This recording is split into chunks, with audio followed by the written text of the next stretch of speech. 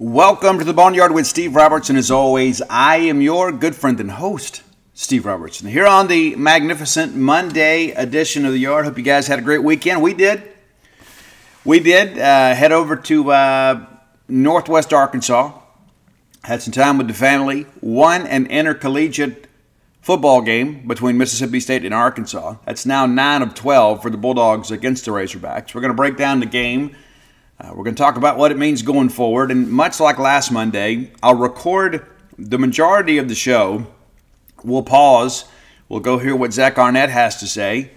I'll come back. I'll share that with you. We'll publish a show, and we'll get ready to go see players and coordinators this evening. So full coverage of today's events over at genespage.com, and that'll all be free. How about that? So come by and check it out. Whether you're a member or not, you'll be able to watch and read everything the Bulldogs have to say about this weekend's game at Arkansas. And, of course, as Zach Arnett previews Auburn week. Interesting, shall we say. But it feels so good to win. No, we didn't get a lot of style points, but I can tell you that the alternative is not attractive in the least. You may have seen by now Arkansas fires Dan Enos. I think it's a self-serving measure, and according to a couple people in the media up there, a losing season probably means the end of the Sam Pittman era at Arkansas. Now, that was in pregame.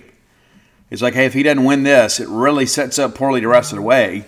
And you may have seen recently on social media that if Sam Pittman's record is above 500, it impacts his buyout in a pretty substantial way. So if he's fired with a winning record, they owe him X million dollars. If he gets fired with a losing record, then it's a lot less.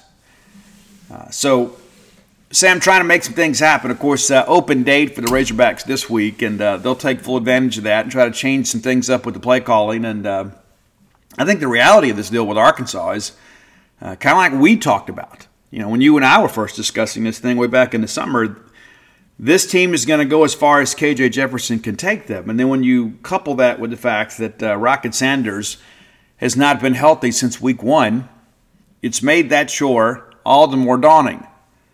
So we'll see how things go. But, it doesn't look good up there. They're off this week. Then they head to Florida, and Florida's been really good at home. And after what you saw from Arkansas offensively, you probably kind of begin to ask yourself, how does this thing go? When does this thing end? And he is currently under 500, so you're probably going to drop some other games. The good thing for them is after they get through with Florida, the rest of the games are at home.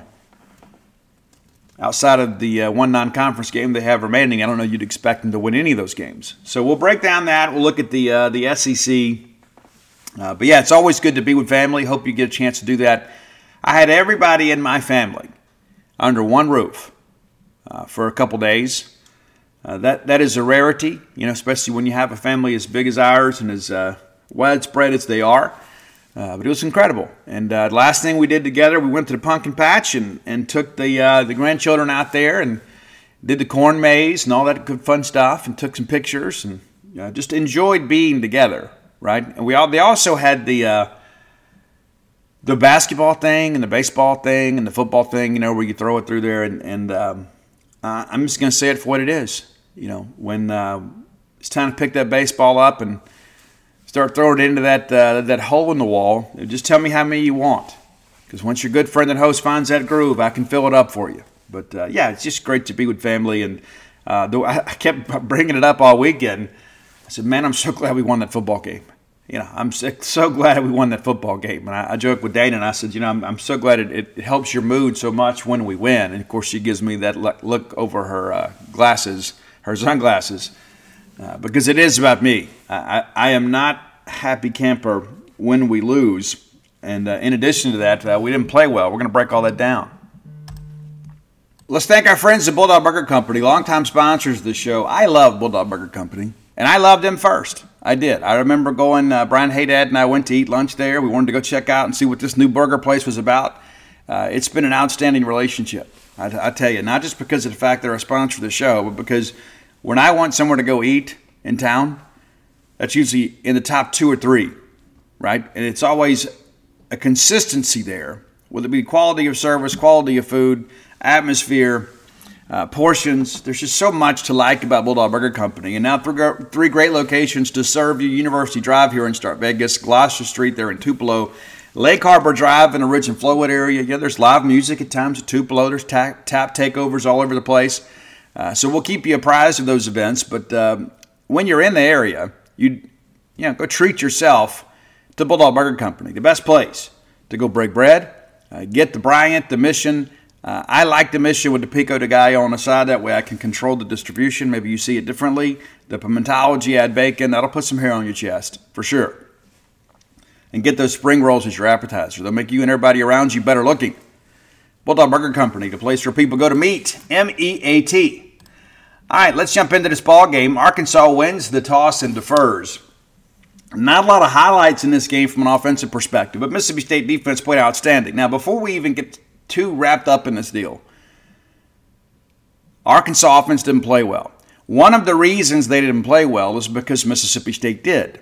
Now, that understood, it wasn't just State simply dictating terms. Arkansas's own ineptitude was an issue, which thus the reason Dan Enos was fired. And he wasn't just fired over this game.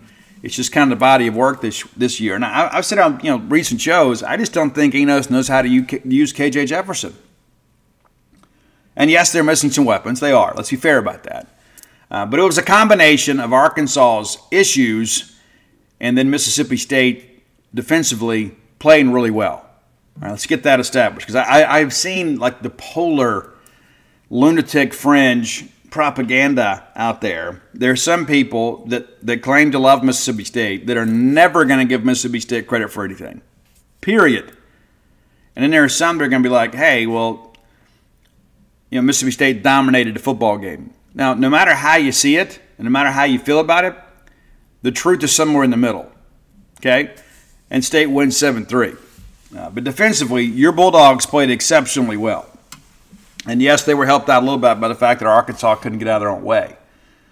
But I thought really State saw the needs and saw the concerns in that Arkansas offensive line, and they exploited them, which is what good teams do. When they find your weakness, they continue to make that be the focus of the game.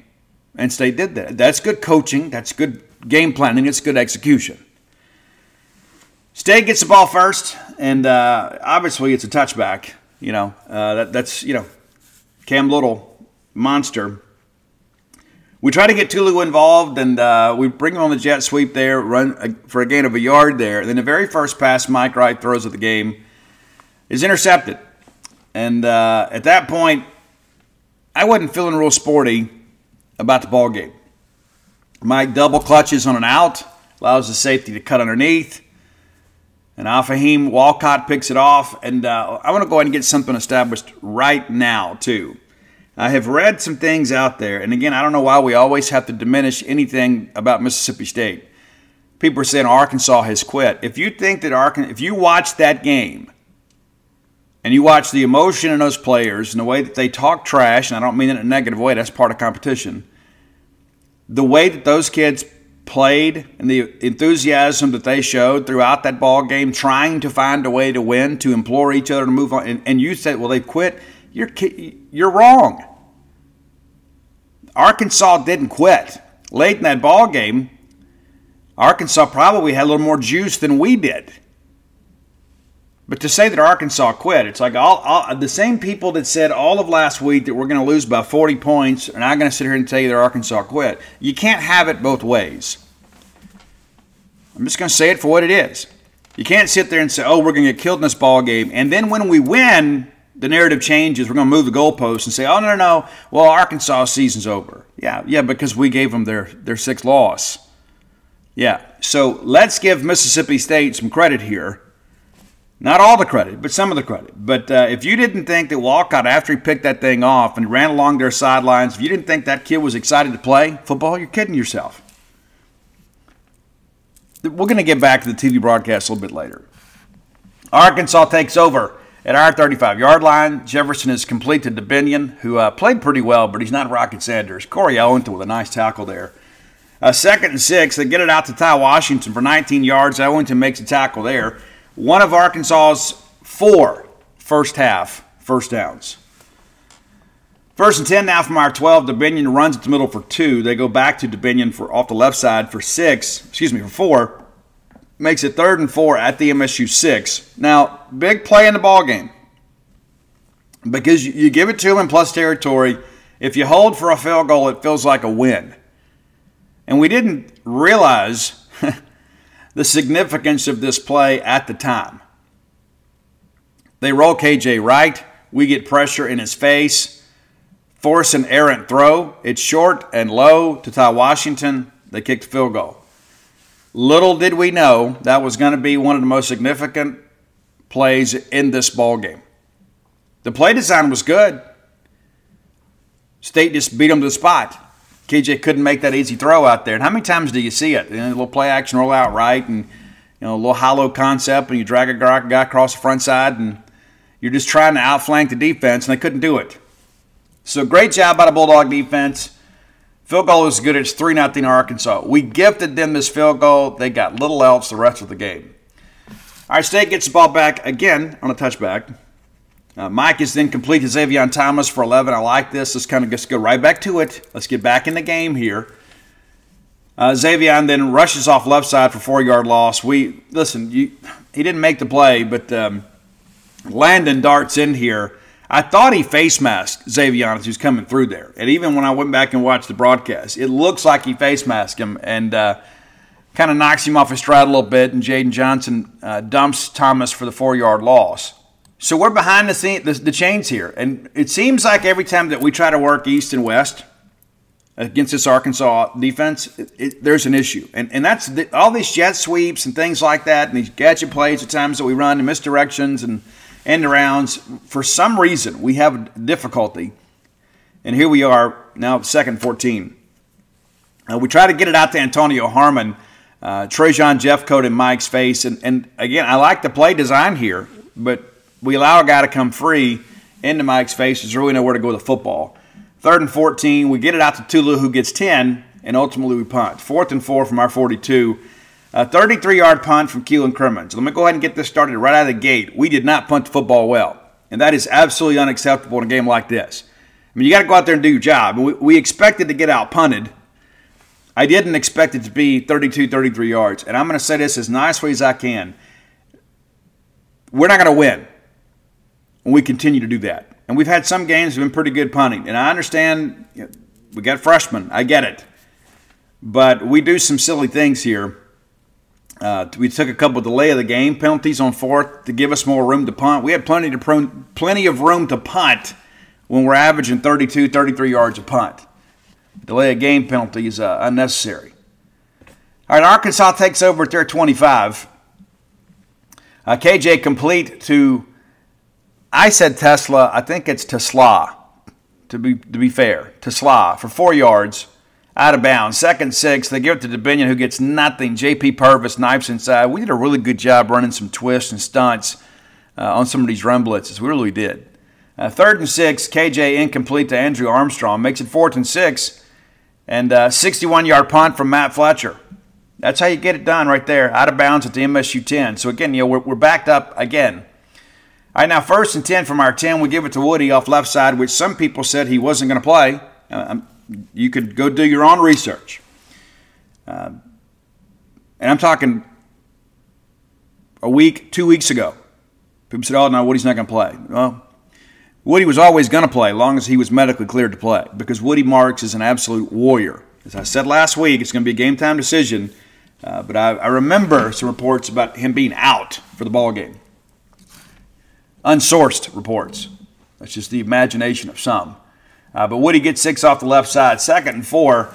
Mike gets loose here. Tucks it and goes. Gets 26 yards. That was a big play in the ball game just to kind of get us out of the shadow of our own goalpost. Now it's 1st and 10 now. New set of downs from our 42. We get it out to Tulu for 5. I like the little concept we're using, the little toss forward with Tulu.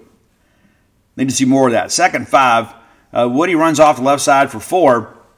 3rd and 1, and we decide to run to the middle and get stacked up here. And it's at the 49-yard line. It's 4th and 1. Now, the football play here is you punt, and you let your defense make a play for you. You don't go for it from midfield in the first quarter on the road in the Southeastern Conference with a backup quarterback, knowing that your playbook is somewhat limited. So I get punting. I don't get the delay of game here. What did we gain from delay of game? You don't. I mean, we're kicking from their 49-yard line. You don't think we're going to keep that ball in bounds? We're not going to keep it out of the end zone? So, but instead we take a delay of game penalty, which is just basically gifting them 5 yards, and it's a 34-yard punt. Fair caught at the 20. If we don't take the delay of game penalty, guess what? Chances are it's fair caught at the 15. And in a game like this, toss-up game on the road, every yard matters. That was a poor decision, and it's something that I plan to ask about today. All right, 1st and 10 now from the Arkansas 20. KJ is complete to Armstrong for 2. Great play by Corey Ellington. Again, Corey just kind of beginning to come into his own here. 2nd and 8, KJ tucks it, goes jet with a tackle there, makes it 3rd and 1. They thought initially he had it. They mark it short of the line, and then KJ's like, no big deal. I'll go get it here. Now it's 7-yard gain to the Arkansas 36. 1st and 10. They swing it out left to Satania, who was a bit of a hero for him last week. He's hit for a 3-yard loss. Sean Preston really closed well here. And listen, their bubble concepts were not well executed. I thought State did a really good job of getting off blocks and kind of recognizing what was happening. It shows we had some good film review. We didn't always make the initial tackle, but every time they tried to work sideline to sideline with that bubble, you had a Bulldog closing. And in this situation here, Sean Preston does for a 3-yard loss. 2nd and 13 now. A.J. Green, they promised to get him more involved. They tried to. He just couldn't get going. Runs off left side for just 2 yards. Jet Johnson with a big tackle. KJ then runs off the right side on 3rd and 11. And it's Bryce Pollock, who has proven to be a very good open field tackler. True freshman. A guy that was a much better commitment than I think people fully appreciated when we got him. And beginning to play a lot as a true freshman. And we certainly needed him to. I really thought that Ferg and Nicholson would hammer that down for us. Now all of a sudden you look up and Bryce Pollock's getting a lot of playing time. 4th and 4, Max Fletcher, 42-yard punt to the MSU 16. And then they called them for fair catch interference. And that was the right call. They didn't like it, but it was. I thought the game was actually pretty well officiated. A couple of holds missed here and there. But by and large, I thought it was a pretty well officiated game. All right, State goes to work at our 31. Woody runs for a 1-yard loss. On 2nd and 11, we come back. Mike Wright running at the middle, and it's 16 yards for the first down. And then they tack on the personal foul here on top of Jaden Johnson. So it is 31 yards on the play, which moves it from our 30 to their 39. And you feel like right here, this may be the chance for us to kind of get the lead and kind of make some big things happen. All right, 1st and 10 from their 39. We get it to Tulu for 5. Brings up a manageable 2nd and 5. Woody off right side for 9 and really ran hard here. We go right back to him and run for 8. Chris Paul Jr. with the tackle there. That runs out the first quarter. It's 3-0 Arkansas. We talked last week about how significant it was to getting off to a big start or getting off to a strong start. 3-0 obviously is trailing, but at the same time, too, State wasn't chasing the ball game here. 4 of the last 5, the team winning after the first quarter has won the game. The one exception, there was a tie at 14-14. But State's trailing 3-0 here, and State finds a way to win the ball game. All right, we open up the second quarter with State on the move. We go back to Woody off the left side for 4, makes it 1st and 10 now at the Arkansas 13. We get it to Xavion Thomas, who shakes a man and nearly gets into the end zone, just steps out. It was the right call. Down at the 1-yard line. 1st and goal from the 1. We give it to Woody, who stacked up for a 1-yard loss. And then Mike Wright finds Woody. Similar concept to what Arkansas attempted to run. But Woody's outside. Great throw on the short rollout by Mike. Woody dives into the end zone and is banged up again. The poor kid, man, he's giving us everything he's got. Everything. And I remember, that's it. People texting me, well, that's it for Woody. That's it for Woody. That's it for Woody. Nope, you're wrong. He came right back out.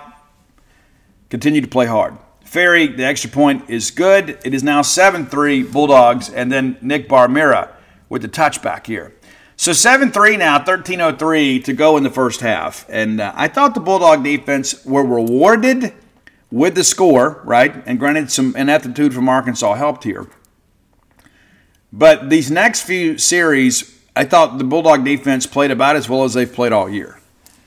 1st and 10 now from the Arkansas 25. KJ runs right side for 3. Dontae Russell with the tackle there. 2nd and 7. Incomplete to A.J. Green. Dontae Russell in his face again. And this is a guy that, again, we go back to these, quote, sourced reports. I had somebody tell me in the preseason, I don't think Dontae Russell ever plays a meaningful down at Mississippi State. Yeah, that didn't age well. All right, 3rd and 7 now. KJ is sacked for a 10-yard loss. Buki comes. And, again, one of the things that we did differently, and we've talked about it extensively on the show, over and over and over this year, we have basically sent Buki and Jet through the A and B gap and hoping we get home. And people are just looking hot, right? They're trying to find the shallow cross there, and because we vacate the middle of the field. We changed some things up. We had a lot more, again, twists and stunts, but I like the fact that we didn't just consistently come A and B gap. We got a ton of front side pressure, and then that in turn impacted the quarterback. We forced some errant throws. We made the timing of plays kind of be a little bit disjointed, but huge sack here. Makes it 4th and 17 from the Arkansas 18. Max Fletcher with a 48-yard punt. Good job by him. And again, we knew we were going to be out-punted. We just didn't know how substantial it was going to prove to be. But State takes over now at our 34. And, Tula Griffin then runs off right side for 39. Again, that kind of little toss concept where he comes in motion and is really a ball carrier rather than a receiver. 2nd and 5, Jeffrey Pittman in the ball game. Jeff didn't play against Western Michigan. We knew he'd be back, just knew he wasn't quite 100%. Stacked up in the middle for no gain. 3rd and 5, Mike runs off left side, also for no gain. Brings up the 4th and 5. The 31-yard punt is fair caught at the Arkansas 30. I'm not going to be mean. All right, 1st and 10 at the Arkansas 30. Dubinion runs off right side for 5. Bryce Pollock again with the tackle. 2nd 5. They go back to Dubinion, who gets 8. Pollock ushers him out of bounds here. 1st and 10 at the 43. KJ Jefferson runs left side for 9. It's called back for holding. Now they're behind the chains. That's a bad deal when you're one-dimensional on offense. 1st and 20. Pass is complete to Tyrone Broden for just 6. They wanted to take a shot here and ultimately just checked it down. 2nd and 14. It's complete to Armstrong for 11. Nice play here by Jed Johnson and to Carlos Nicholson to make it a 3rd and short situation. They do get it to Dubinion, but it's a 5-yard loss. Jed Johnson really blows it up here. And again, this is State pressure, State getting pressure. And one of the things that I asked Arnett about in postgame, I'm sure you've seen it, State in the first half of this ball game really began to win on 1st down. There were so many plays that were for negligible gain, no gain, and in some cases a loss. They help us here with the big holding call. But because you're winning on 1st down, it makes it a more manageable 3rd down for your defense. And here we are. Set up a 2nd and 14, and the next thing you know, it's a 3rd and 3. And then State gets downhill. You're able to bring a little more pressure. And Dubinion hit for a 5-yard loss. 4th and 8. 39-yard punt, which had been one of our best, to the State 16. Out of bounds is kind of the old coffin corner there. All right, now 1st and 10 from our 16. We bring in Seth Davis here. And Seth, 9 yards and really ran hard. He probably should have got about 6 or 7, but he just kept his feet moving and falls forward. 9 yards, makes it a 2nd and 1. We run Davis again off the right side for 7. Now 1st and 10 from the 32-yard line. Davis runs left this time for a loss, and he fumbles, and of course, nobody likes it. Nobody likes to lose, right?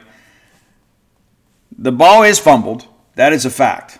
Now, they rule that he's down with the football, and then we go waste our time and review it, and even the in-stadium replay showed that Davis had a knee down and possession of the football after it came loose. So it was an easy review. Replay official does a good job. The home crowd boos and doesn't like it. I get it. We've all been there. We're all irrational. But now it's 2nd and 12. And we take a shot here with Justin Robinson, and it's a PI. They didn't like this call. It was easily a PI. A very easy call for the official there. And that kind of, negates the loss of the 2 yards on the fumble. All right, now it's 1st and 10 at our 45. And you think, okay, we got a chance to go make some things happen here. And instead, we get penalized. And this is a drive killer right here. An absolute drive killer here.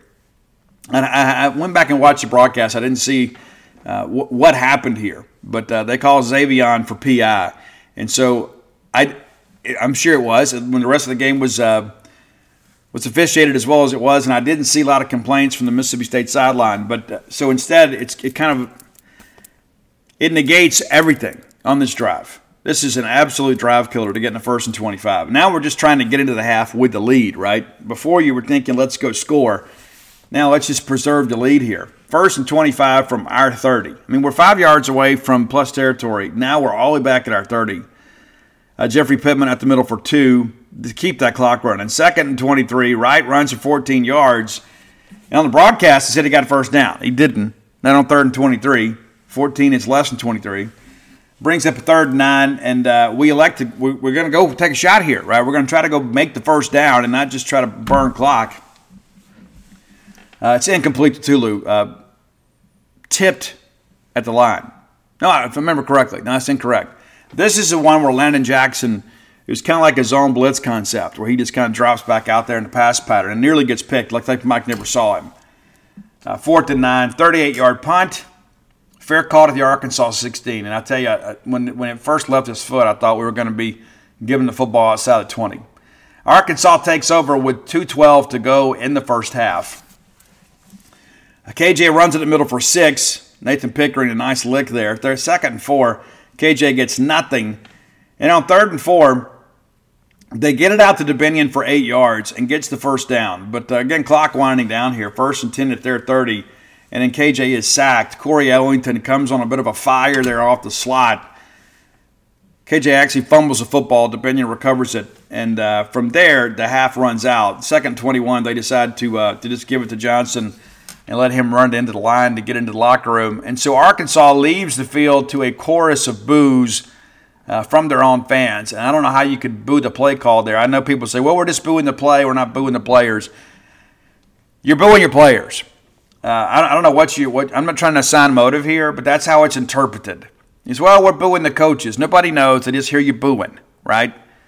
But it wasn't good. And really, at that point, the last thing you want to do after KJ just survived a fumble here is put him in a situation where he turns the football over and State gets a chance to extend the lead. So it's 7-3 at the break in favor of your Bulldogs.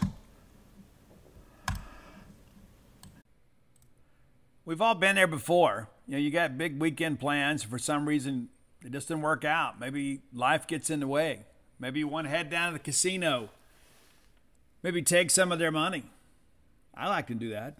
Well, MyBookie's new and improved online casino is here to change the game for you. Dive into truly realistic casino experiences featuring the latest in slots, progressive jackpots, and live dealer action, all from the comfort of your own home. Take advantage of weekly blackjack tournaments and a brand new collection of high-end games for a chance at real cash rewards. The MyBookie Casino provides a Las Vegas experience when the action's in your hands. And the best part is you don't even have to wear pants. How cool is that? Your adventure at the MyBookie Casino begins today with a generous sign-up bonus using promo code Boneyard. That's promo code Boneyard to secure yourself a sweet deposit bonus. And that's not all. Because their revamped loyalty program ensures that you'll be showered with rewards, including free spins, cashback offers, and a host of exclusive VIP perks, the more you play, the more you'll win. Play anytime, anywhere with the MyBookie Casino. Again, that's promo code Boneyard. Hey, Bulldog fans, do you like me? Do you enjoy live entertainment? Whether it be a comedy show, a play, a ball game, a concert, those events require tickets. Make shopping for tickets more convenient than ever with TickPick, the original no-fee ticket marketplace that brings you the best prices for all the events you love. And now, TickPick is partnering with Zip, so you can shop now and pay later. Zip allows you to shop at TickPick and split your payment into easy installments. Visit TickPick.com, or better yet, install the TickPick app from the App Store and use promo code ZIP20 for $20 off your very first purchase of $199 or more with Zip. Zip can only be used for U.S. purchases, and Zip may charge a fee at checkout. Certain merchant products, goods, and service restrictions may apply. See Zip's terms of service at www.zip.co/US. Loans through Zip are originated by WebBank, except for Zip-originated loans in Colorado, Nevada, Massachusetts, and Maryland. Check out with Zip at tickpick.com.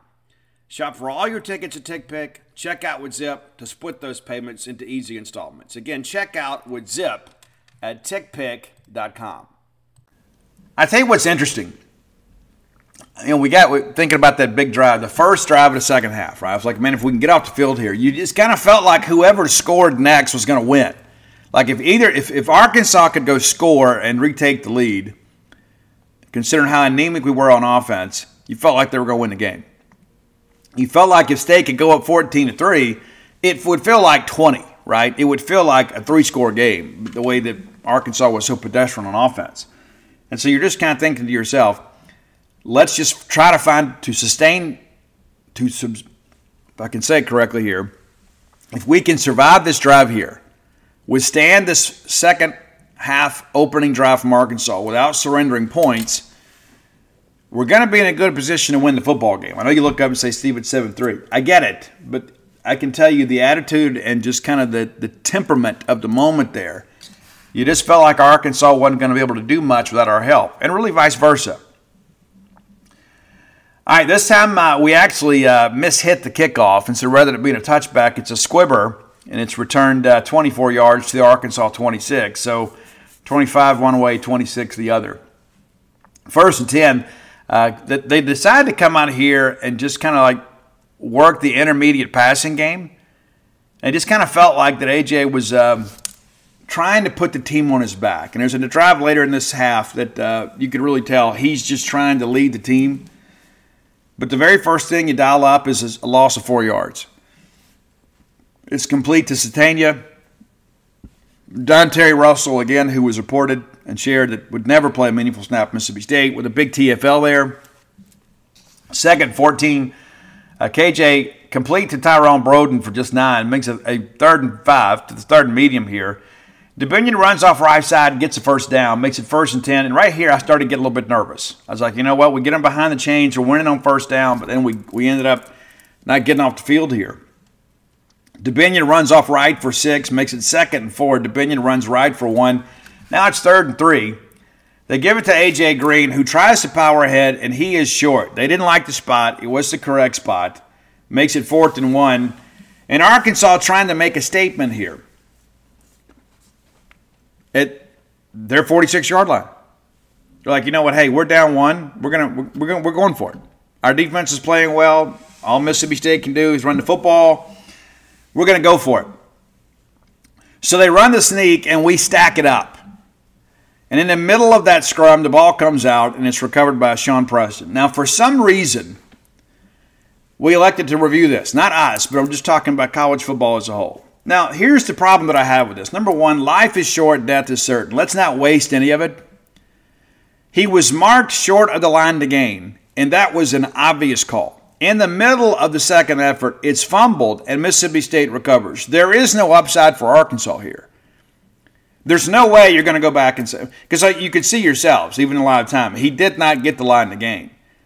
So either we get it at the spot of recovery, or we get it at the spot of the stop. Either way, it's Mississippi State football. But instead, we review it. Good job here by the replay official, even though it was a waste of everybody's time. They get it. They said the ruling on the field stands. It should have been confirmed. It shouldn't even been a review. It's ridiculous. 1st and 10 now at the Arkansas 47. Right here, I'm thinking we're about to put this game away. Because if we go up 14-3, it's going to change the complexity of this game. This was our chance. Opening up a drive here in plus territory. 1st and 10, we run Woody off right side for 1. Makes it 2nd and 9. Then we're incomplete to Justin Robinson. And big play in the ballgame, to be honest with you here. Give Landon Jackson some credit for the hurry here. But if we don't throw this ball high, Justin's going to get a first down. We're going to be deep in Arkansas territory. But instead, they force the high throw. It's part of football. 3rd and 9, we run Mike off left side for 5. Brings up 4th and 4. Guys, I understand the football play here is to probably punt. I would have gone for this. And yes, we have the lead, but we're trying to win a ball game here. We're trying to go win a game. Now, maybe we didn't like the look. Maybe we just thought to ourselves, you know what? This is just, let's just be conservative here, and that's what defensive-minded coaches usually do. But we take another delay of game penalty. Guys, we're averaging 31, 32 yards a punt, and we're punting from their 41.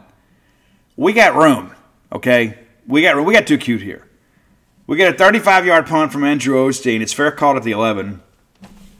And, again, all we did was gift them 5 yards here. I mean, it's just – we're not going to kick the ball in the end zone. We're not. Unless we get a win behind us or a sizable roll, it's not going to happen. I just don't understand it. Arkansas takes over at their 11. It seems like for the first time in a while, we've kind of got them backed up here.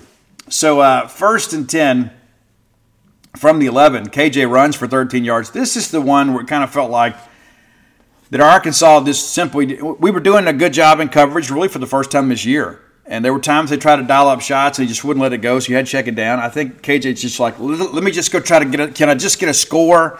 If I could get down the field and get us in the end zone, maybe we can win this football game. So KJ takes off and runs for 13. Dante Russell, he, of course, that was never supposed to play a meaningful down football at Mississippi State with a tackle. 1st and 10, DeBinion runs off right side for 7. On 2nd and 3, KJ runs up the middle for 6.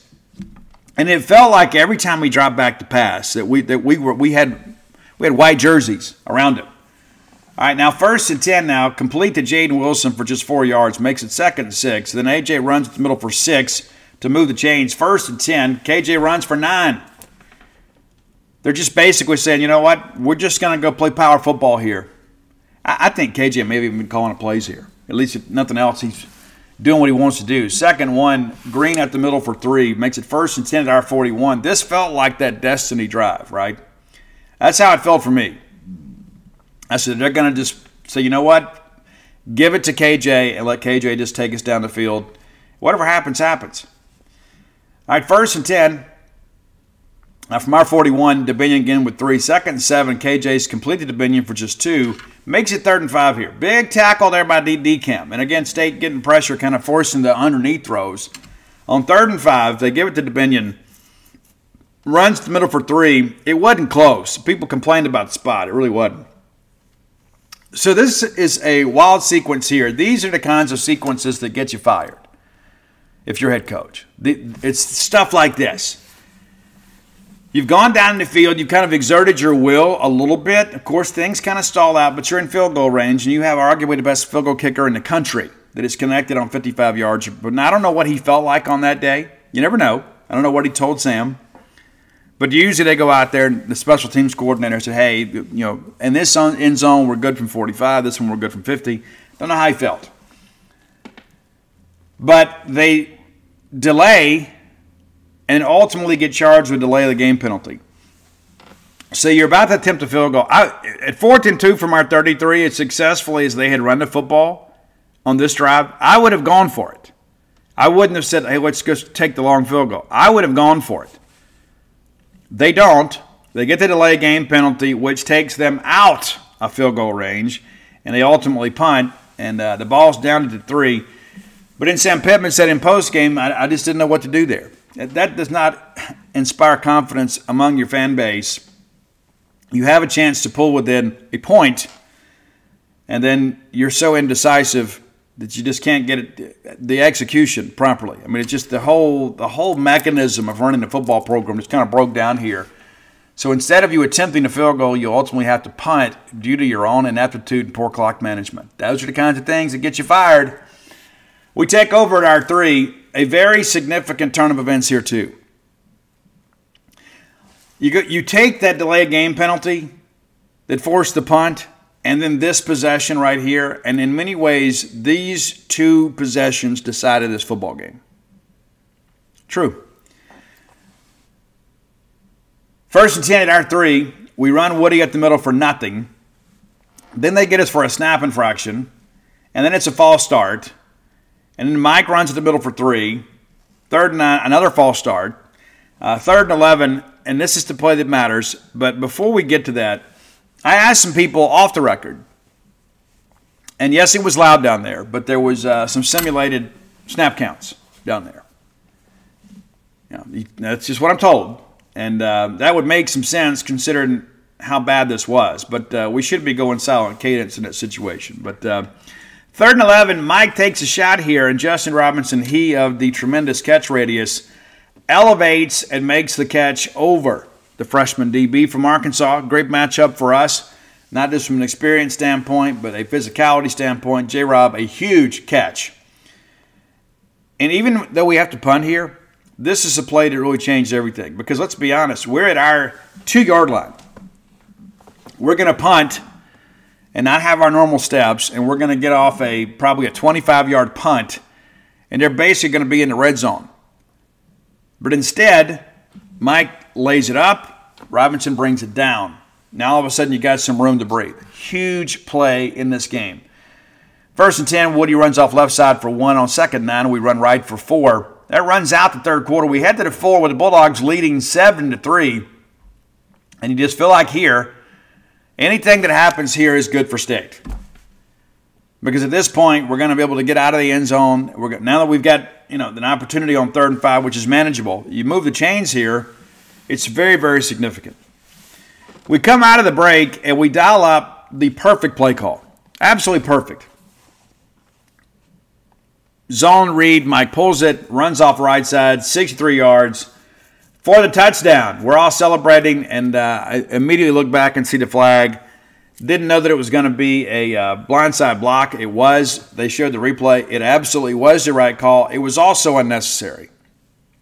That's the thing, too, that you look back, those are the kinds of things that get you beat, right? And so I understand getting downhill on people, but they put this in the rules, and so we've got to abide by that.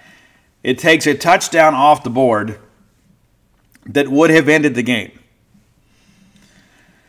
3rd and 15, we run Mike for left side for 1-yard gain, and we punt. And so, and even with this, it feels like a win. Now, Keelan Crimmins, we needed a good punt here. We got a pretty good one here, 43 yards, fair call to the Arkansas 29. So instead of them setting up shop around our 30, they're setting up shop around their 30 due to the 30-yard gain from Robinson and a really good punt from Keelan Crimmins. All right, 1st and 10 now for Arkansas. At their 29-yard line. It's complete to Armstrong for 3. DCam kind of gets downhill. DCam really playing those squat routes really well. 2nd and 7. KJ runs off left side for 6. 3rd and 1. DeBinion for 2. Moves the chains. On 1st and 10, we stack it up. Sean Preston and Buki Watson doing the honors there. 2nd and 10. KJ completed DeBinion for 2. And they're just kind of dinking and dunking because your State secondary had its best game of the year. 3rd and 8. KJ tucks it and goes for 9. Makes it 1st and 10 at the Mississippi State 49. DeBinion runs off left side for 3. And then KJ is sacked for a loss of 6. DeCamerion Richardson, we just mentioned how well he's playing in squad routes, comes on the corner blitz here. And I don't think KJ ever saw him until he was on top of him. And rather than just try to run into him, DeCamerion just engulfs him. And they basically ride him, and then they blow the whistle, and everybody's complaining. Guys, we got to protect the quarterback. He was clearly in the grasp, and there's no point in getting him hurt. Of course, KJ breaks loose as the whistle blows, and Arkansas fans allege a conspiracy. All right, 3rd and 13. KJ really just kind of locked in on a guy here, and Sean Preston undercuts her out and picks it off. A 2nd time this year he's done that. Sean's having a really good year for us. Goodness, if he stays on his feet right here, he might score. State now takes over at our 31-yard line. Really significant stop there. The previous drive for Arkansas was ruined by their own clock management. This one by the Bulldog defense. All right, 1st and 10 from our 31. We run Woody off right side. Again, he wasn't playing. And here we are in the 4th quarter, and he's still playing. All right, 2nd and 7. Mike is sacked for a loss of 4 yards. They bring pressure from both sides, and we just got overwhelmed here. 3rd and 11. Mike is complete out to Justin Robinson. And it's pretty crazy here. They say that he makes the line in the game. In live action, I thought he was a half-yard short. And I knew immediately they were going to review it. I turned to Justin Frommer and I says, you're Arkansas, you got to challenge this. If the booth doesn't buzz down, you have to challenge this because this is the game right here. If State converts this, it's probably going to end well for you. Now, it didn't anyway. But they review it and prove that he did come up short a lot of the game. It was the right call. They get it right on the field. They get it right in review. I guess that's not technically correct, is it? Because they actually gave him the first down. So the replay official does the right job here. My mistake. And then on top of this, it's 4th and 1 here. And pretty nuts. Pretty nuts how this all worked out. And, of course, people are saying, we got bailed out by a false start.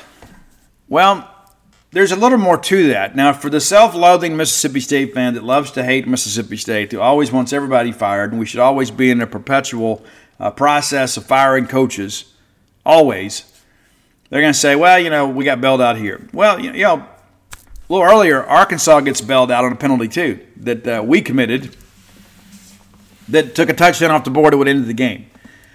Now, the reason, I don't know what Cole Smith was thinking. I don't know what he heard. I don't know if he saw motion and thought he could get a cheap 5 yards here, but Xavier wasn't set. Mike is looking to the sidelines to get the play, and then the ball is snapped.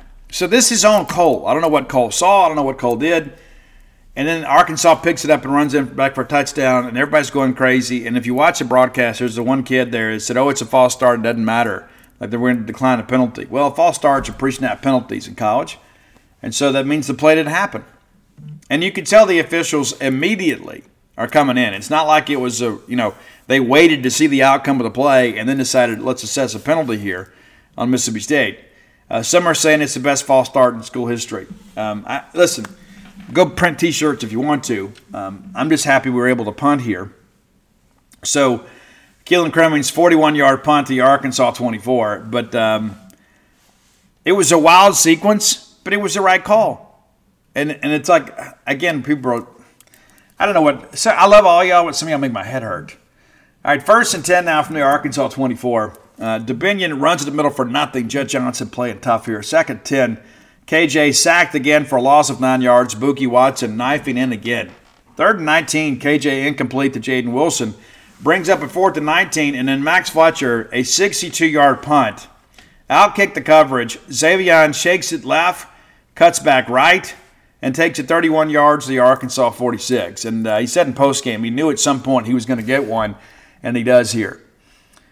State again in plus territory. You think, okay, let's go close this thing out, put this thing away. But State incapable of doing it. And again, give the Arkansas defense some credit here. Woody runs off left side for 1. 2nd and 9, off left side for a loss of 2, which makes it a 3rd and 11. And again, they bring some pressure here and get to Mike. They rule it a run, but it's a 10-yard loss here. And again, it's just Arkansas timing things up pretty well here, getting the ball back, forcing a 3 and out. 40-yard punt inside the Arkansas 20 at the 17. So you're putting your defense back on the field and say, here we go. Let's go win it. Let's get this thing over with. KJ complete to the left side for 3 to Jaden Wilson. And Johnson then runs for nothing, which makes and I don't know why you're running there, to be quite honest with you. I don't know. I mean, it's like even some people in the Arkansas media like, let it catch everybody by surprise. All right, 3rd and 7, it's incomplete. Bryce Pollock with the PBU there, nearly picked off by Corey Ellington, just couldn't keep his feet in bounds.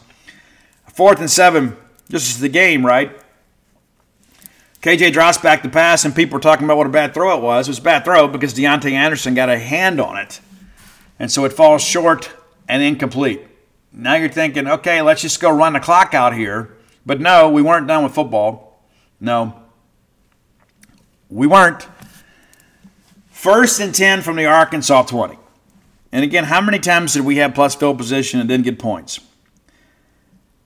We run Woody off left side for 3. Clock's moving. They call timeout at 2:07. 2nd and 7. Mike runs off left side for 4. They call timeout with 2:02. That's 3rd and 3. Very manageable 3rd and 3. We run Woody off left side for 2. Brings up 4th and 1. They call timeout with $1:17 to go. Now, initially I thought, maybe take the field goal. Then I was like, no, that doesn't feel comfortable. I think you go for it here. And even if you don't get it, they got to go 90 yards with no timeouts. With an offense that has done absolutely nothing. It's only been across the state 50-yard line twice on the day. Even if you kick the field goal, you say, well, then a touchdown can't beat you. They still got to get a touchdown with 1:17 to go. And there's so many things here. There's so many mechanisms at play here. You set up the possibility of a blocked field goal.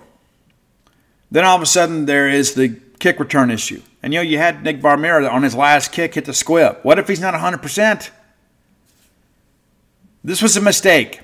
I'll just say it for what it is. This was a mistake. It didn't cost us, but I didn't like this decision. Now, again, you can make a case either way, right? Well, if I kick the field goal, then I'm up 7 points.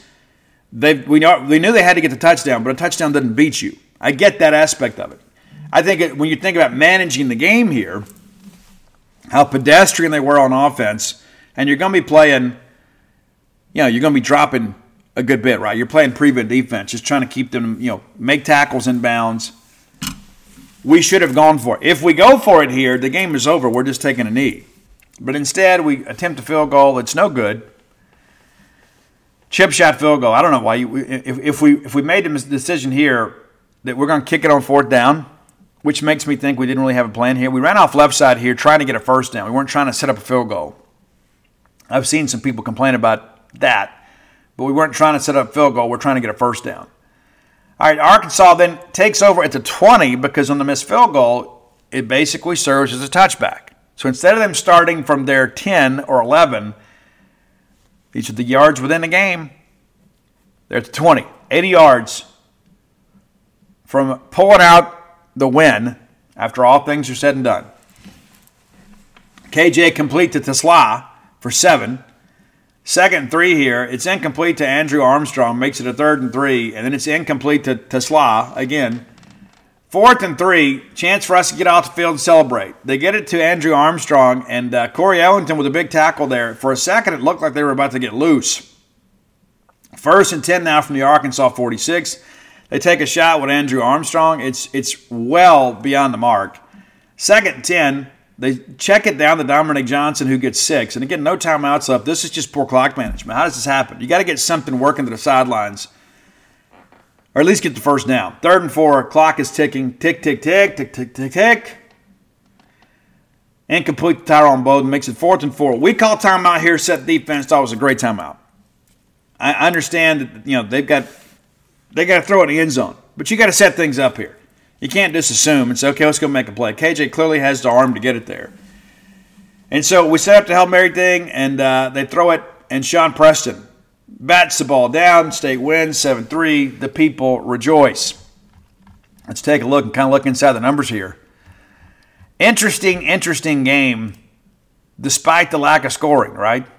That's how we all felt. It's like, I just want to win. And, of course, there are some that are like, oh, no, everything is horrible at all times. Can you imagine if we lost this game 10-7? How that would feel today? And let's frame it up for what it is. We go on the road to play a very desperate Arkansas team with their season on the line. You read all the stuff I wrote last week. I heard all things said on the show. They were a very confident team for 2-5. They went up to Tuscaloosa and felt they should have won the game. They're finally back home for the first time in a month. It was a good crowd. It wasn't capacity like some people thought it would be. It was a good crowd, though. And we take a backup quarterback on the road with a limited playbook, and we come back with a win.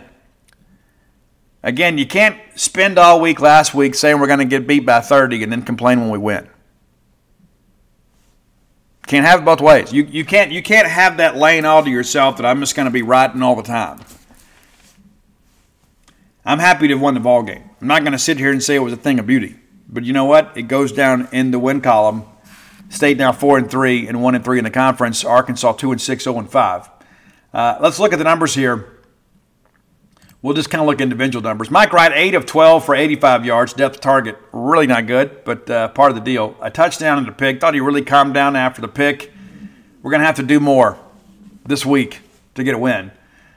Mike sacked just one time, and then a couple of sacks, technically called quarterback runs that were losses.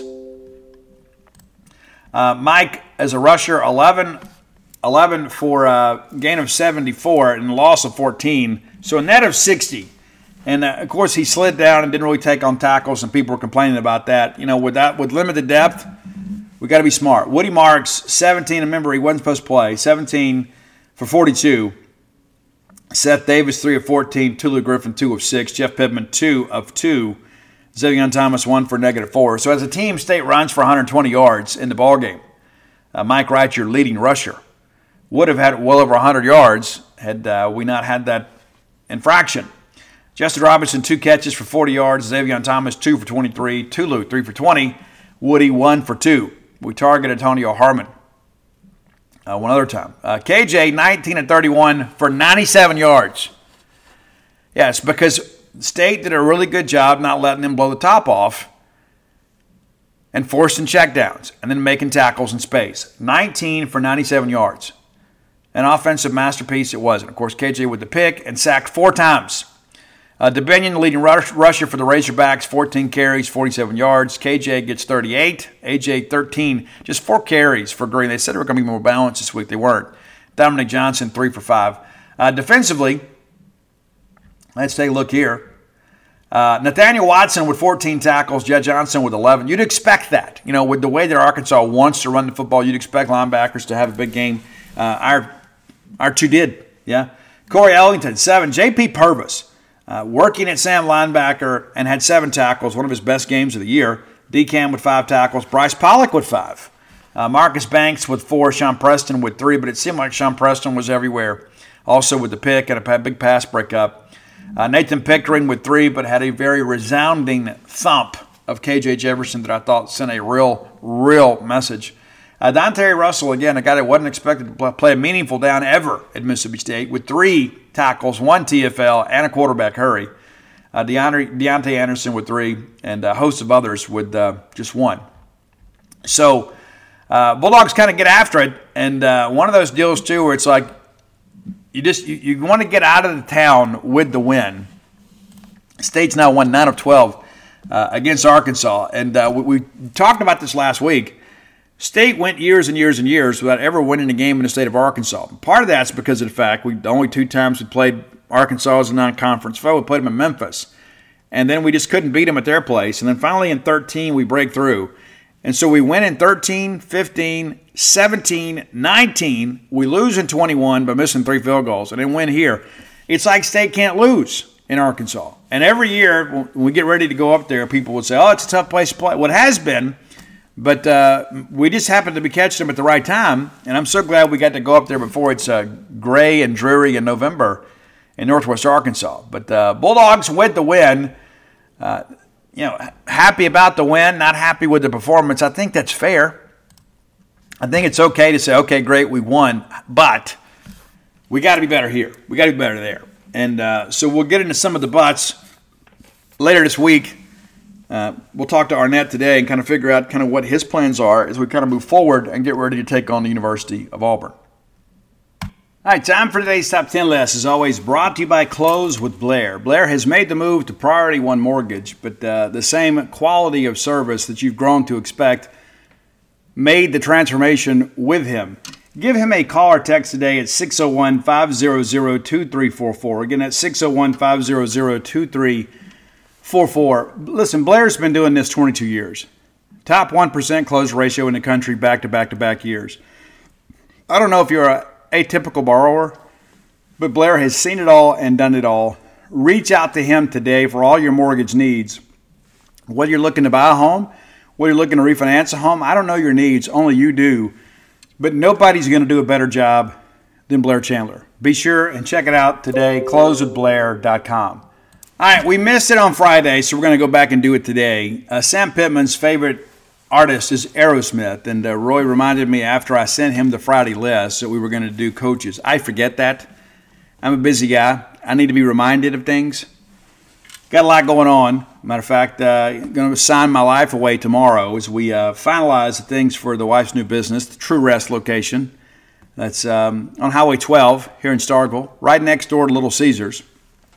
So you can come have a float and then get some pizza. Yeah, there you go. All right, so here we go.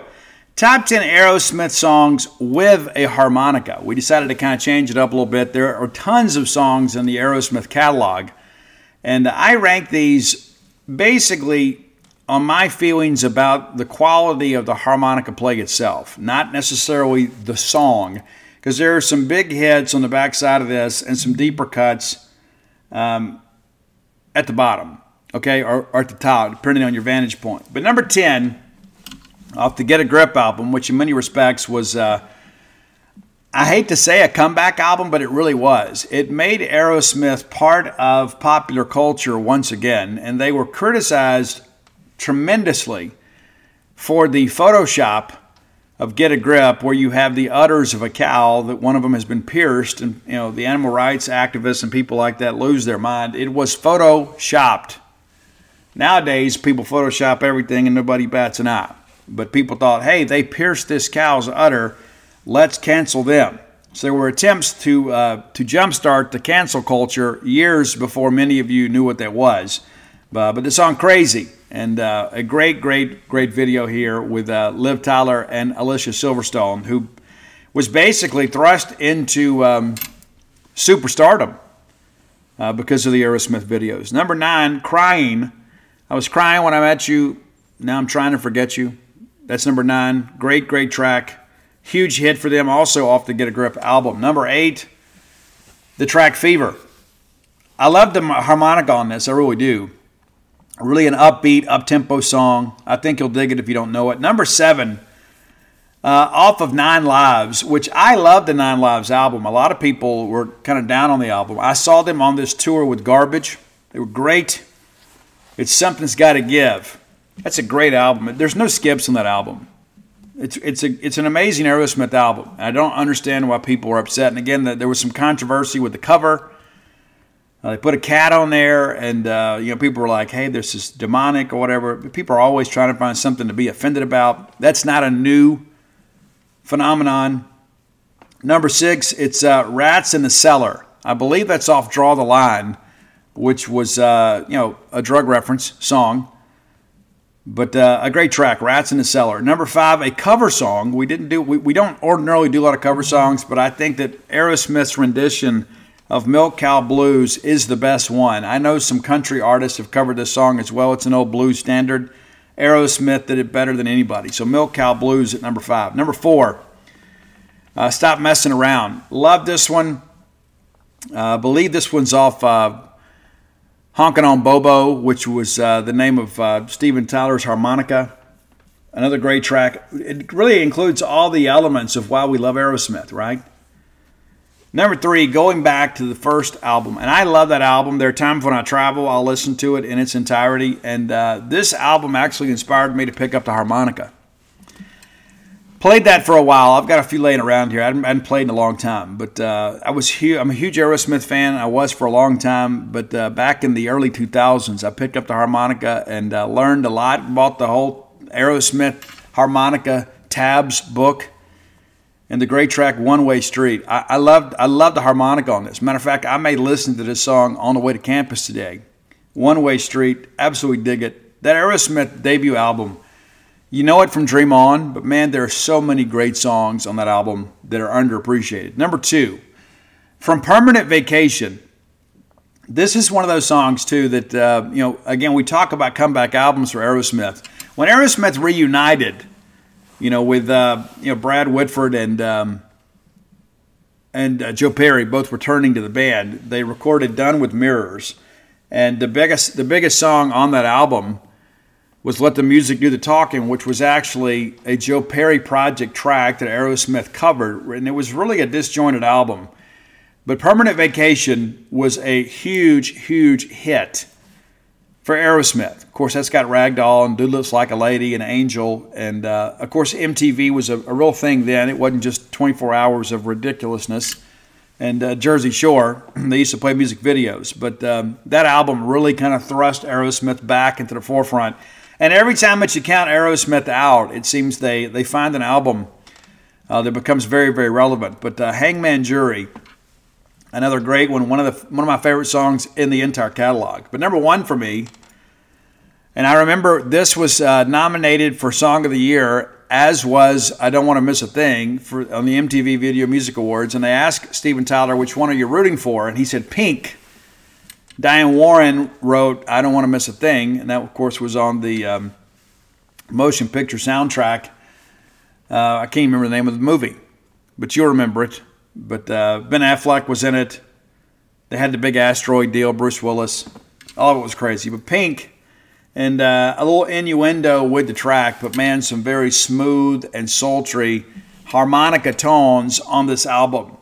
So that's our top 10 list of Aerosmith songs that feature the harmonica. And there are several others that Steven Tyler plays on that may be deserving to be of the list, just didn't make my top 10. But I enjoyed putting this list together. Anytime we can talk Aerosmith, it's a great thing.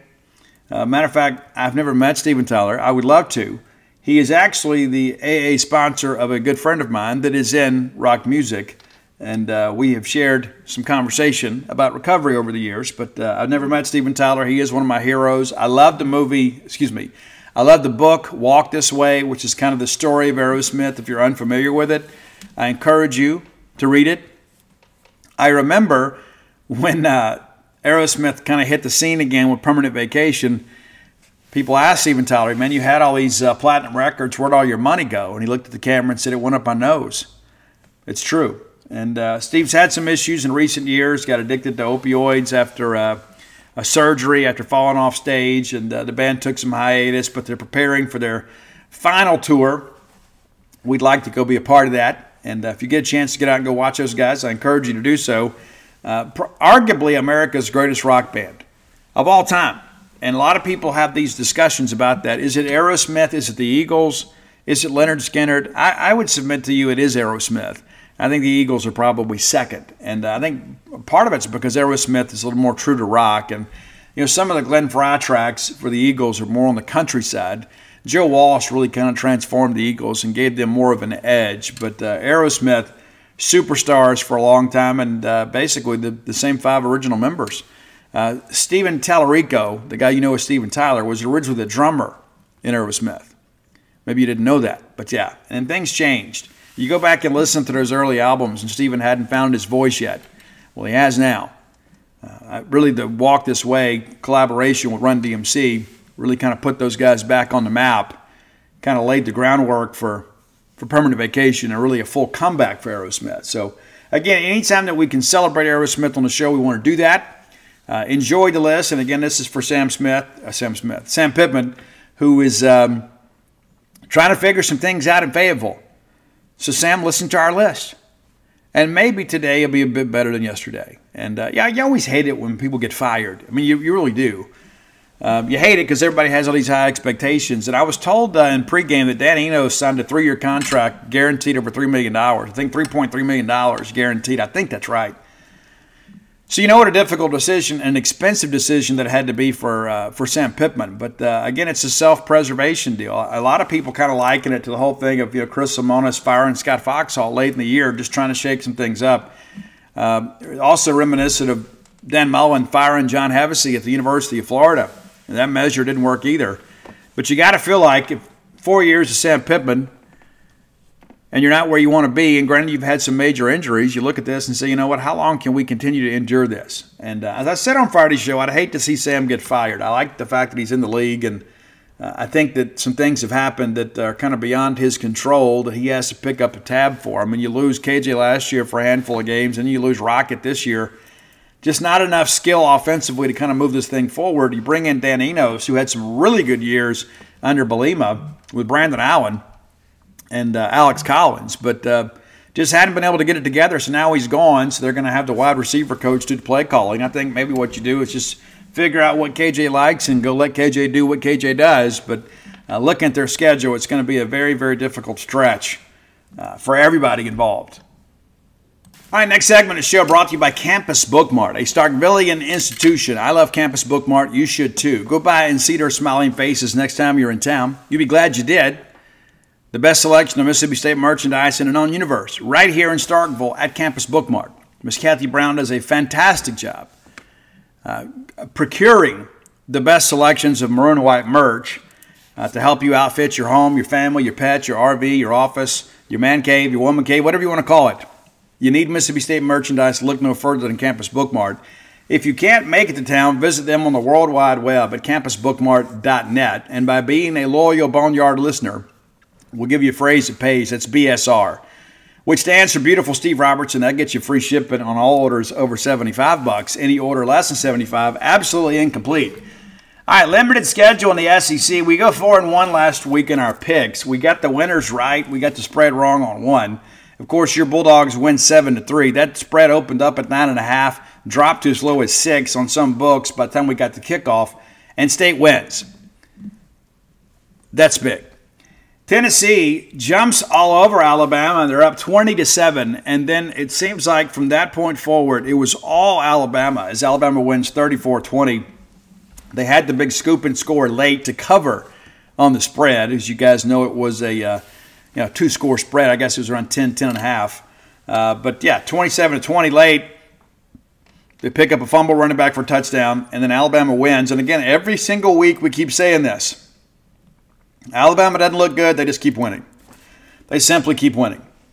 It's going to be an interesting couple weeks for the Tide, though. Missouri hosts South Carolina.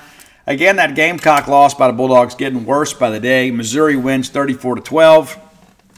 Not much to look at that and say, South Carolina was in it. South Carolina is really, really, really pedestrian. Much like Arkansas, we knew that Spencer Rattler was going to have to be, kind of the agent for change there. Just didn't work out the way they had hoped. But South Carolina now 2-5. 1-4 in the league, of course, that one win over Mississippi State. A very challenging non-conference schedule for them with Clemson and North Carolina. They've already dropped one of those games. And this weekend they'll head to A&M and then host Jacksonville State. That looks to be a win. Then they host Vandy. That should be a win.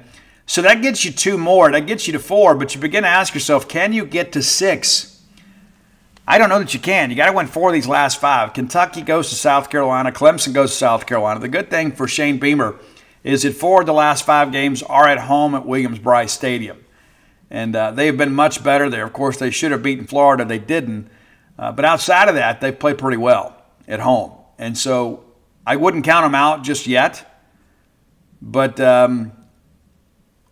it's going to be difficult to get bowl eligible if you're South Carolina. And Missouri, of course, just kind of playing on borrowed time with house money now. Ole Miss beats Auburn. They don't cover here. And it really wasn't a great game. Had a chance to watch that game. I know many of you did as well.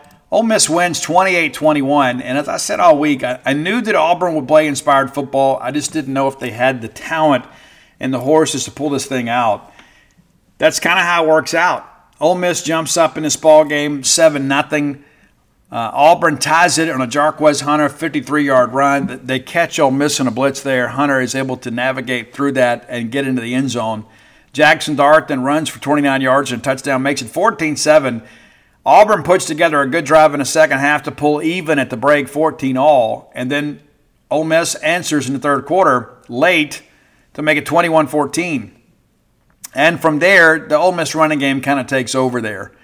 And so they score to make it 28-14 with 5 minutes remaining. And you just kind of knew then this game is over. It's just a matter of what the final score is going to be. And then they tacked on a touchdown late and just couldn't get it done from there. But, Peyton Thorne, 9 of 13 in the game for 100 yards, a touchdown. Robbie Ashford, 3 of 4 for 22 yards and an interception. Hunter, 91 yards, and, of course, the big run there at 53 yards really makes it matter. But a lot of quarterback run here. And we'll preview Auburn later in the week. But this Auburn football team cannot throw the football. They can't. If you stop the run, you're going to beat them. All right, LSU. I thought Army might cover here. Army was a 30-point dog, and I did the research. Army, because of their style of play, rarely gets blown out. LSU is like, no, we got you here. 62-0. And I thought LSU might coast into the open date a little bit. They absolutely did not. All right, taking a quick first look at your games this week. South Carolina is at A&M. I would say on first blush, we're picking the Aggies. Georgia and Florida will get together for the world's largest cocktail party in Jacksonville. You got to like where Georgia stands there. But Georgia, again, has not been a dominant team this year. Mississippi State is at Auburn. I know the early line has Auburn as a 6-point favorite. I expect that line to come down. I think it could be a game somewhat reminiscent of last week. I don't think this game gets to the 20s. Probably the first team to get to 20 wins this ball game. I don't know if either team can. All right, Tennessee is at Kentucky. That could be awfully dicey, right? And Tennessee needs to find a way to win that game. And then Vanderbilt is at Ole Miss. It's going to be the last game in the series of this storied rivalry between Vandy and Ole Miss. The Battle of the Vanderbilts, 6:30 from Oxford on the SEC Network. So again, limited schedule, just 5 games this week, and we'll see how things play out. But I think if you look at them, maybe outside of the South Carolina Texas A&M game, they could go either way. Yeah, it's true. I mean, when Vanderbilt and Ole Miss get together, you just throw the record books out. I mean, it means nothing. It means absolutely nothing. I mean, we're kidding here, right? I mean, Ole Miss should steamroll Vandy, but it is interesting too that Ole Miss has been an annual opponent for Vanderbilt since 1992, and that's going away. But that's your first look at this week's schedule, and we'll preview that as we get a little bit closer. So I'm going to pause the show now, and we're going to head to campus. When I come back, we're going to give you Zach Arnett's comments for the final, I'd say 20 minutes of the show. We'll be right back with you. All right, final segment of the show brought to you by the Stark Vegas Clubhouse. Just Google it, Stark Vegas Clubhouse. And I'll tell you what, if you're looking for a place to gather with friends and family to enjoy a ball game weekend, or perhaps you're just working in the Golden Triangle area, look no further than the Stark Vegas Clubhouse. We'll give you a little incentive too. Yeah, you can book through VRBO or through Airbnb, but if you use the Evolve website, we can save you 10% on your stay by using promo code BSR10. That's Bulldog Sports Radio, now beautiful Steve Robertson 10. So BSR10 will get you 10% off your stay. It's an expansive property in the former golf course clubhouse. Got 2 wet bars, a huge back door area. You can pack a lot of people in there. And, that's the thing, too. If you want to stay in hotel rooms, everybody's got their own privacy, but you also have a situation where it's difficult to congregate together. You can gather around the fire. You can gather around the television set and not have to pay those expensive lounge prices for an adult beverage. You can stock it. You can cook there, whatever you want to do. It's the best place for Grandma and Grandpa to bring all the kids and all the grandkids together under one roof when you're celebrating Starkville. That's the Stark Vegas Clubhouse. Again, book through the Evolve website and save 10% with promo code BSR10. Okay, so we spent some time with Zach Arnett. First question I asked him was about some 4th down decision making. I don't know that we got a definitive answer, but he did address some of that. And, as he mentioned, the final 4th down, the one that we elected to attempt a field goal on, was the shortest of the 4th down decisions on the day. Of course, we had that crazy deal with the false start, where the ball got loose and returned for a touchdown. A lot of Arkansas people didn't know the rules and thought they could decline the penalty. They couldn't. But, you go back in hindsight and you begin to make some evaluations of your own decision-making. So Arnett did address that. You can find the full transcript and the video of today's Zach Arnett press conference for free over at genespage.com. Matter of fact, I'm uploading it as we speak. Now, all that understood, Arnett did address the health of Will Rogers, and it was really another non-update update. Says, hey, we're just going to evaluate the week, and if Will can go this weekend, he'll go, and if not, it'll be Mike Wright again. I fully expect it to be Mike. I think there may be a possibility to get Will back for the Kentucky game, and then we'll see. But no definitive decisions have been made at this point. And again, it's Will's non-throwing shoulder, so they haven't given us a ton of information. But it doesn't appear that it'll be something that once he does return to action is something that should inhibit him too much. But again, it's about a pain threshold type deal. And you want to protect these young people because many of them have futures in athletics, and so you want to give them every opportunity. The last thing you want is a career-ending type injury, and so you're careful with that sort of stuff. He did look ahead to Auburn, and Brian asked him specifically about, does it make it more challenging when you've got an offense like Auburn that is very one-dimensional? And Arnett spoke extensively about, formations and schematically things are very different. They are a run-first offensive team. Now, we're going to preview Auburn in its entirety on Friday, but they are a team that really struggles with the forward pass. I don't know if you've kept up with the numbers here, but let me educate you just a little bit here. We look at our Auburn stats for the year. Team offensive numbers have not been good for the Tigers. Auburn currently the 14th best offensive system in the Southeastern Conference when it comes to total yards. LSU leading at 4,423, and then there's Auburn at 2,359. Now, the Bulldogs are only about 100 yards better when it comes to total offense, and some of that, of course, is a product of injury. But scoring offense, Mississippi State is 11 at 26.86. Auburn is 12th.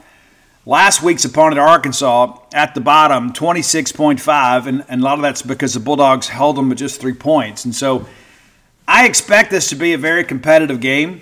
I don't think it'll be a high-scoring game. Now, Auburn, of course, has had some success with Jarquez Hunter running the football, but the passing part of it has been quite the adventure, to say the least. And they're playing multiple quarterbacks there.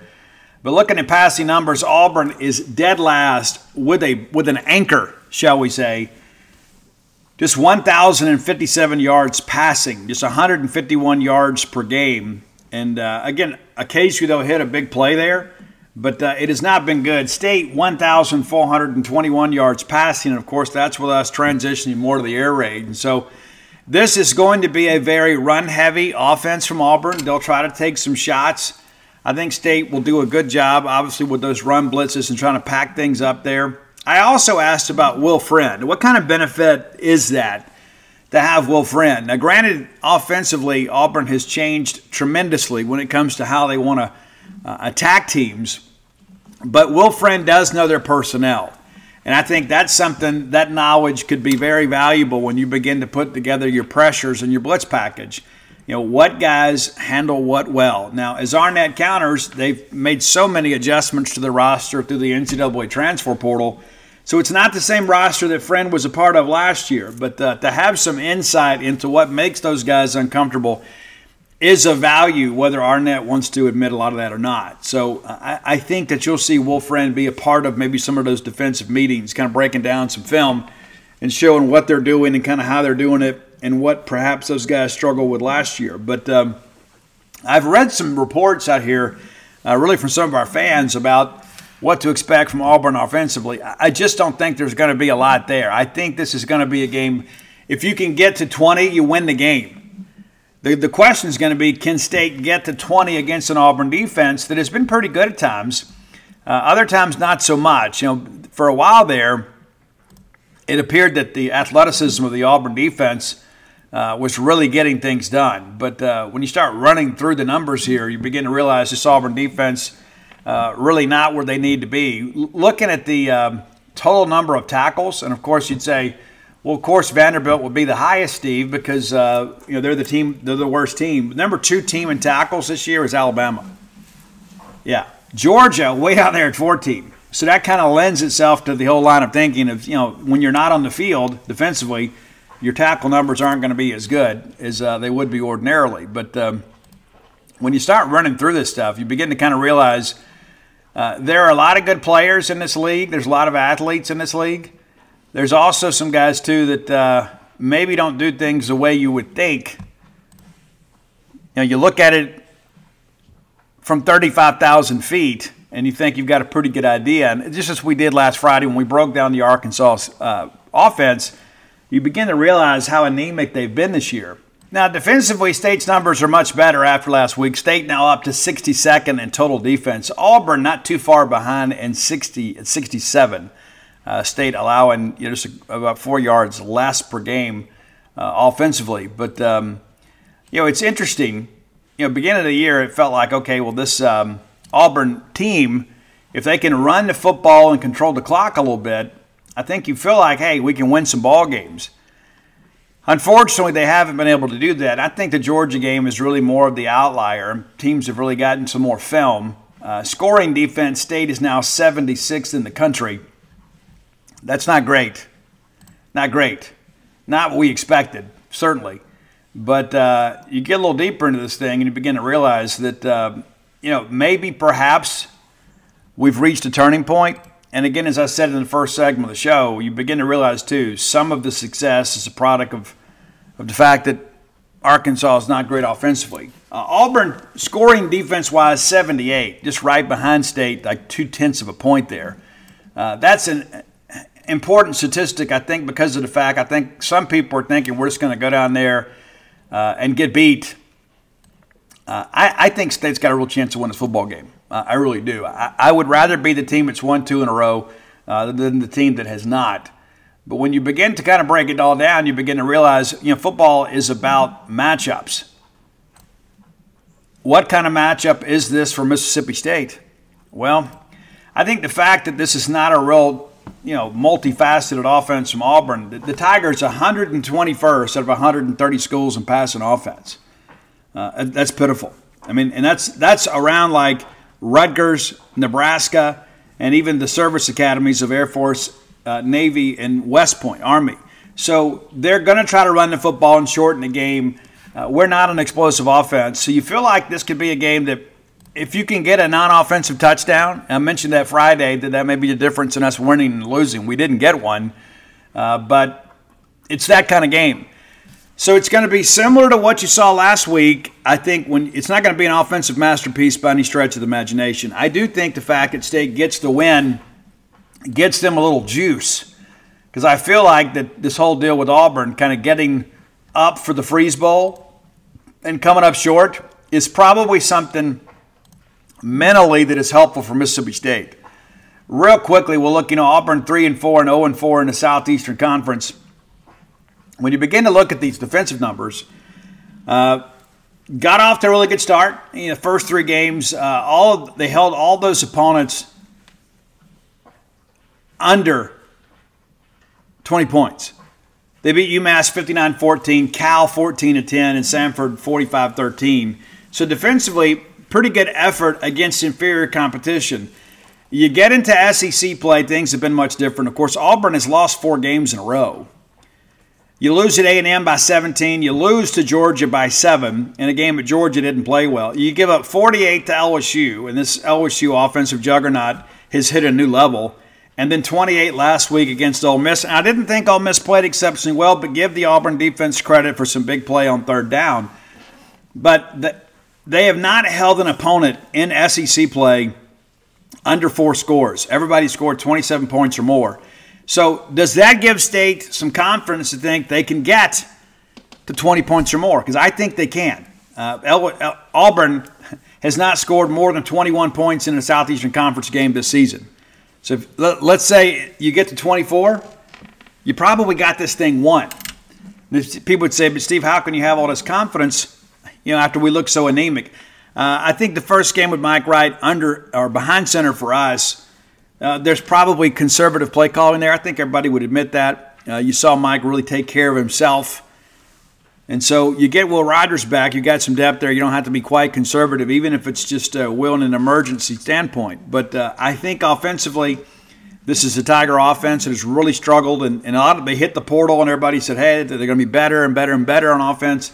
They haven't been. That's not to say that Hugh Freeze won't cook up some opponent-specific wrinkles this week against some of our tendencies. I just think they're going to have a difficult time running the football against us. And I think in order for State to win the game, you've got to put the game in the hands of the Auburn quarterbacks. Make them be quarterbacks and not just be athletes.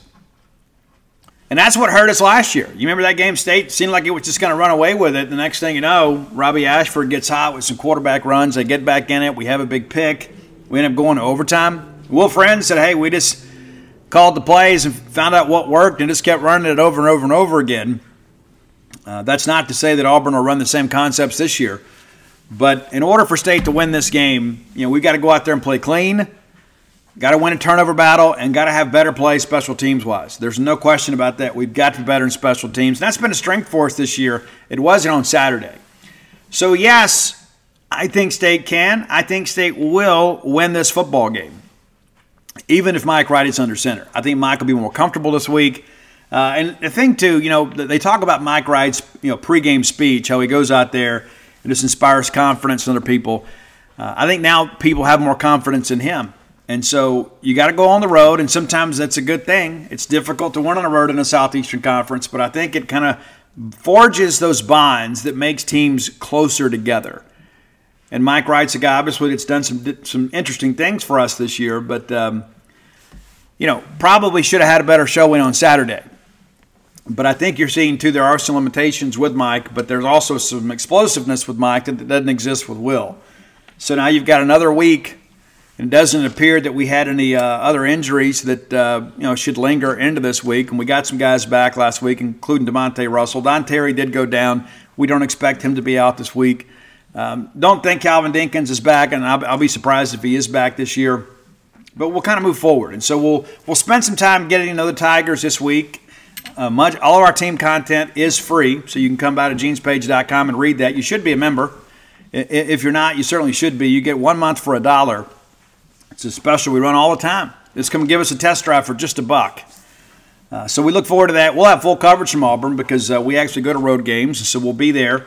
We'll bring most of the crew down there, and we'll have a good time. And we'll look forward to seeing the Eagle fly around there, and I hope that's the biggest highlight of the day for Auburn. But as we get into Wednesday, we'll get to know more about the Tigers, and on Friday we'll preview the Tigers, and we'll share everything we've learned. And full coverage as always, but of course, like today, I'll sit down and spend some time kind of breaking down the things that Coach Freeze said in postgame, and then tomorrow we'll run transcripts from the things he said about Mississippi State. So we look forward to you being a part of that over at genespage.com, the Mississippi State affiliate for 247 Sports. If you hadn't done so, go to whenthebottomfalls.com. The book's going to be, production should finish with the book on November 9th, and they'll ship them, and then I'll sign them, and they'll get them out to you. So that's, we now have a date. And so I appreciate all of you that have pre-ordered.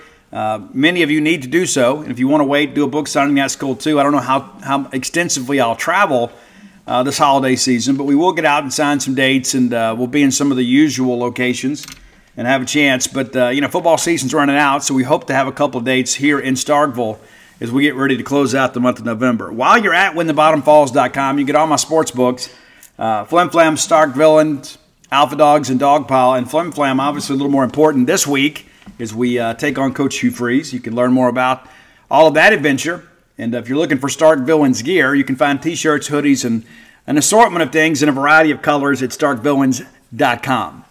All right, let's get ready to get out of here. We'll be back on Wednesday. But until next time, let's all live our lives in a way we make more friends than enemies.